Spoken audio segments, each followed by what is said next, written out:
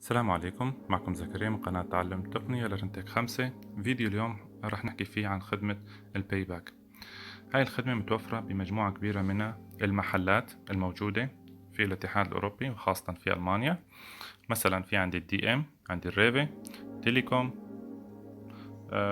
محلات تانية، اي باي، موقع اي باي، ماي تويز، ريفي إلى آخره. مجموعة كبيرة كتير من المحلات اللي بتدعم هاي الخدمة. شلون نحصل على هاي الخدمة؟ المطلوب مني أنا لأحصل على هاي الخدمة أروح عند الكاسة وأطلب منهم كارت باي باك. فهن بيعطوني كارتين. ممكن إذا كان الشخص متزوج يستخدم هو وزوجته الكارتين، وبيكونوا الكارتين مربوطين بنفس الحساب، يعني بيجمعوا نقاط لنفس الحساب. شو هي نقاط المتعلقة بهذا الكارت؟ أنت كل ما بتشتري من المحلات بتحصل على مجموعة من النقاط، لأنك بتمرر الكارت على جهاز النقاط، فبتناسب عدد النقاط اللي أنت بتحصل عليها مع حجم المشتريات اللي أنت اشتريتها. ولما بتوصل لحد معين من النقاط بيتم احتساب كل 100 نقطة بيورو.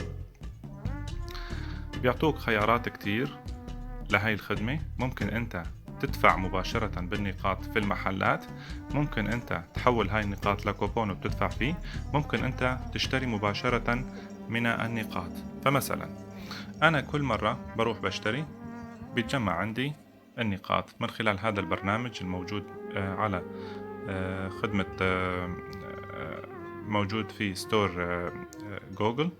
ممكن أنا أنزله الباي باك وبشوف أنا رصيد النقاط الموجود عندي، وكل مرة اشتريت فيها بالتاريخ المحدد كم نقطة أنا ربحت.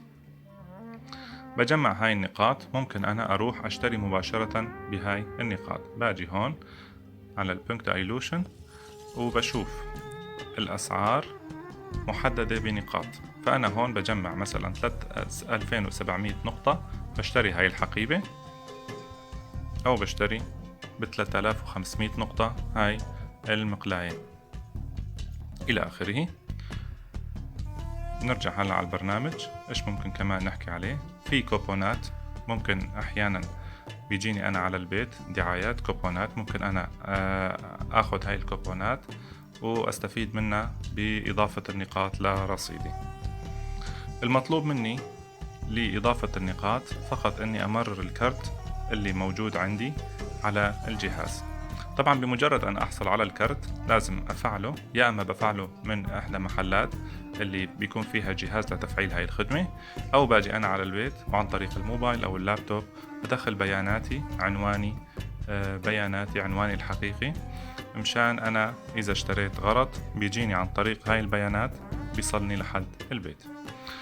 أرجو أن يكون هاي الخدمة عجبتكم ويكون الفيديو عجبكم، ونكون فهمنا نحن ليش كل مرة بنوقف على الكاسة بيقولوا لنا انه في عندك كارت باي باك او لا. في كتير ناس ما بتعرف شو يعني كارت باي باك.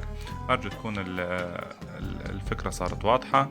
اذا عجبكم الفيديو اعملوا لايك، شير على الفيسبوك، واشتركوا بقناتنا ليرنتك 5 على اليوتيوب ليصلكم كل جديد. دعوا لنا في امان الله.